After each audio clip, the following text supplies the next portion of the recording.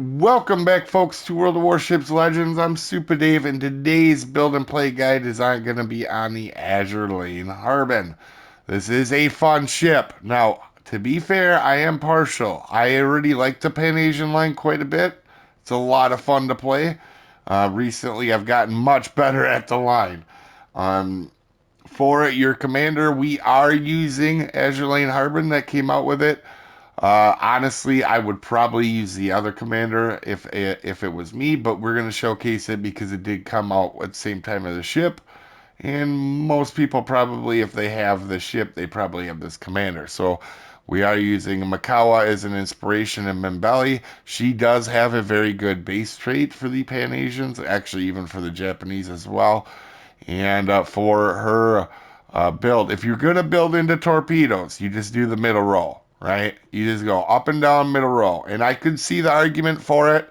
That's how I used to build Pan Asians. I don't anymore. And the reason is I started to get much better at the Pan Asians by building into the guns. Now, don't get me wrong, I still use the torps and all that. But the torps, I feel like you have to have people push into you, right? Like if you're gonna do a torp build, it feels like you kind of need people to be overly aggressive on the enemy team, which does happen a lot. But also, there's a lot of times where you're just kind of waiting, and these in Pan Asian guns are very underrated, in my opinion. Right? When you build a fire chance, like for me, I normally take. You can see my other build here with Shen Kao or Xiao Kao. I take and build into fire, right? And that's what I would recommend doing with this line. Once you do that and you play up and close more, you'll find that these things can do a significant amount of damage if you want. Now, I kind of hunt cruisers with them, but that's just me. Okay? Or I hunt destroyers with them. So, for your modifications, this is you have aiming systems mod 1, propulsion mod, and concealment is always in the slot. And for the last one, we're taking main battery 3, mod 3, because this thing has amazing turret traverse and the reload never does help or hurt. You could take like a torpedo reload if you wanted. And as always, to upgrade legendary ones, you just square RX on a normal version and then you can upgrade it that way. I just have a couple I move around from ship to ship when I want to play them. But for your you have for your consumables, you have 6 smokes. They're pretty quick duration, and with fully packed, you actually, if you have somebody close to you, these smokes kind of reload really quick, and you end up almost within about 10 seconds. You have another smoke up right away. For the heals, they're not great heals, but having heals is helpful, right? And 2 torp reload boosters. Now, it is a significant amount of time between your reloads at 294, but honestly, having these can help you out in a pinch. Survivability, 34,000 health. You also for your main guns, this is a light cruiser, so again, this is like a normal Harbin, which I already do like, except for they buffed the HE definitely significantly, and the torpedoes are actually normal torps. They're not deep water torps.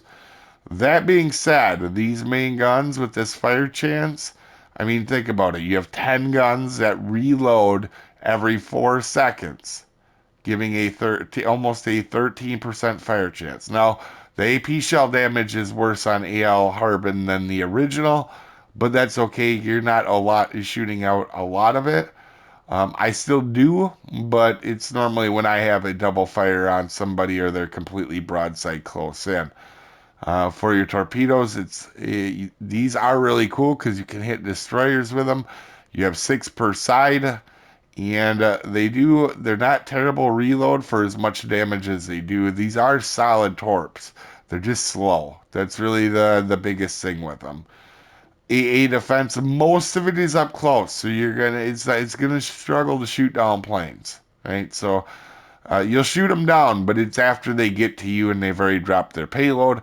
Maneuverability, this is one of the big bright spots of this ship and has been for a while. Um, when you need to move around, this thing is pretty good. I wouldn't say it's the fastest thing in the world, but it's real agile. It always feels that way. These are, these are light cruisers that were basically overgrown destroyers in real life. They were just destroyer hunters, is what they were, or destroyer flotilla command or flagships. So concealment here 9.5. You could go down farther with that if you wanted to, and I could see the argument for this. The really cool thing about the Pan Asian line is you can build them for concealment, you can build them for torps, you can build them for guns. They're very flexible to play styles. They're one of the more flexible play styles or lines in the entire game. That being said, here's our stats in it. Now, is this a overpowered ship? No. Is it a very good ship? Yes.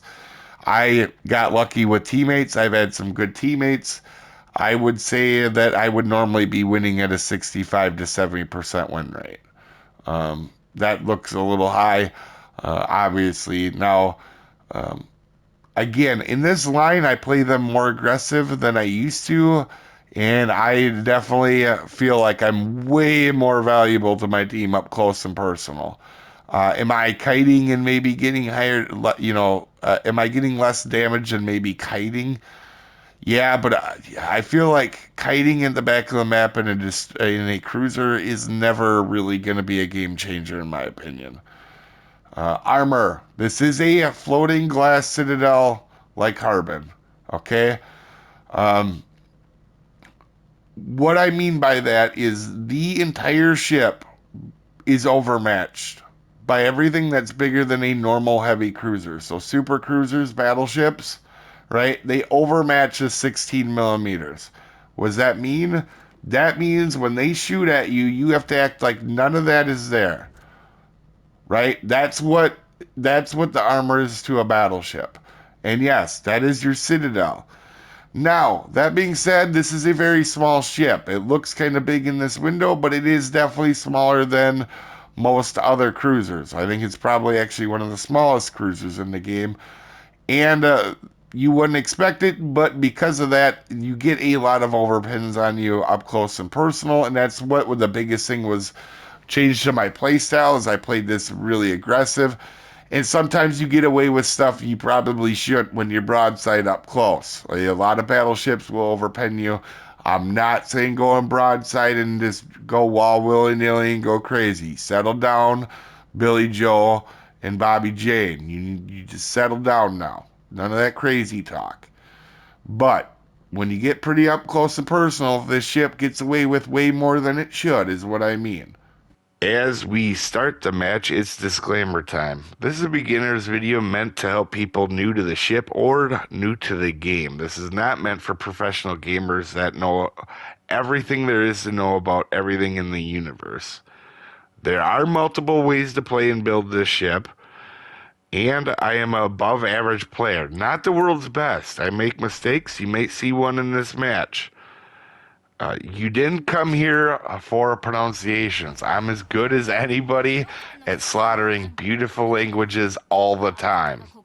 So we are going to be on Two Brothers here, and actually continuing my thoughts on that armor scheme. Really, when you play up close and personal, the biggest threat to you, honestly, you get some destroyers that load AP on your broadside, this thing can go down real quick to it, and some other cruisers. So you got to be careful of that. But like I said, you can get away with more than you would think in these things. So because we have normal torpedoes, I wouldn't normally do this, but because we have normal torpedoes, we can throw them into the cap just in case there's a destroyer trying to sneak up. And with New Jersey and the other cruiser here, we're going to try to get up close.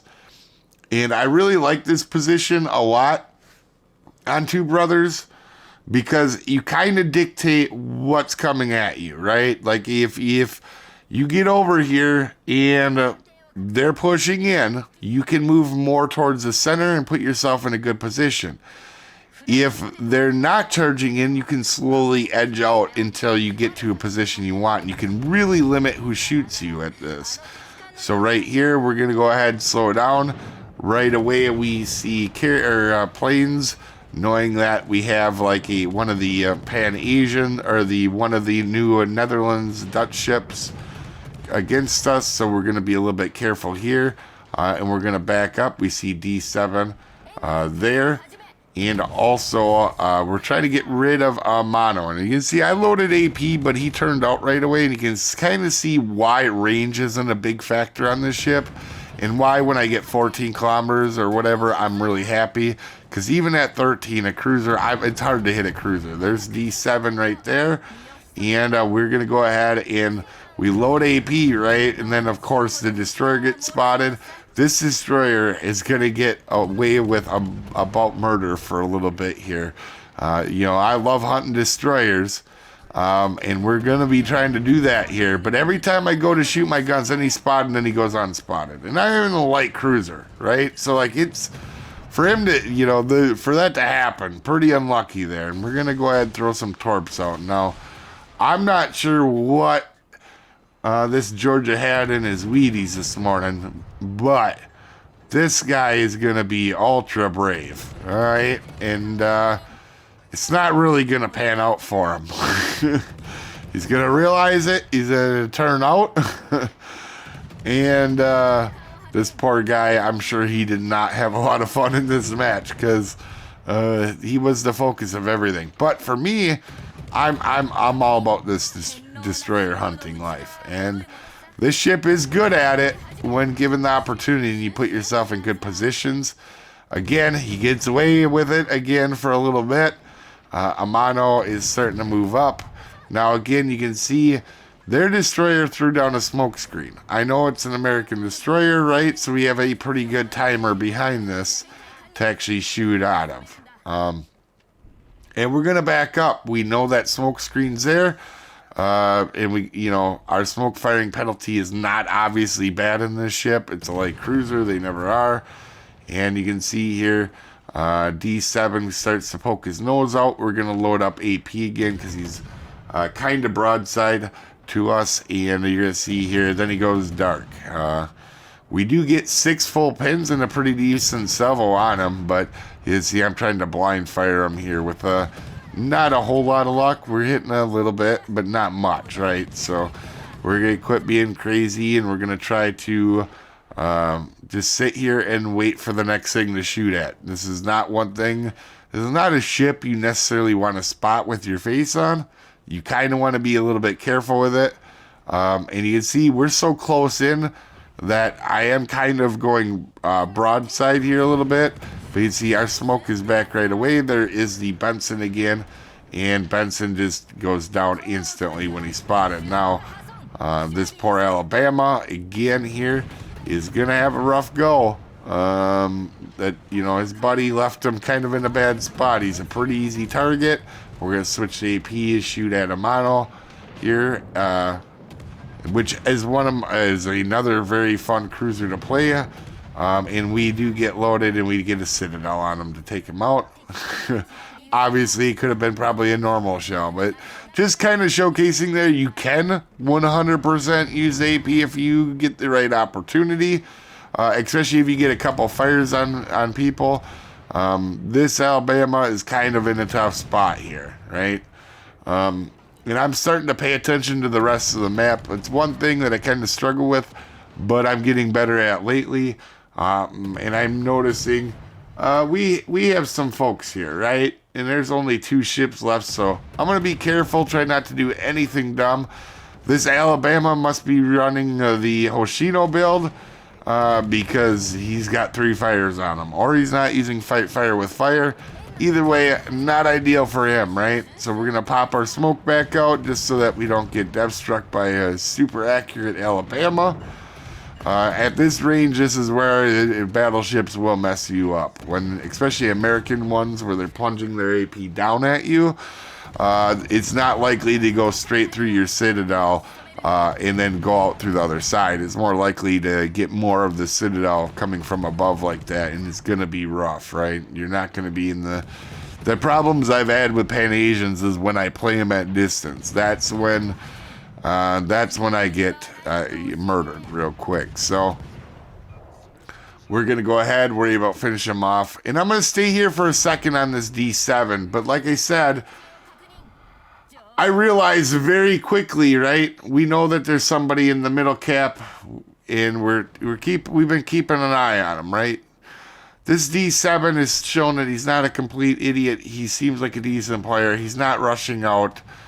We have 5 ships here. There's absolutely no reason 3 battleships and a destroyer and a cruiser can't take this guy out. So we're just gonna let him be, and we're gonna worry about our middle cap.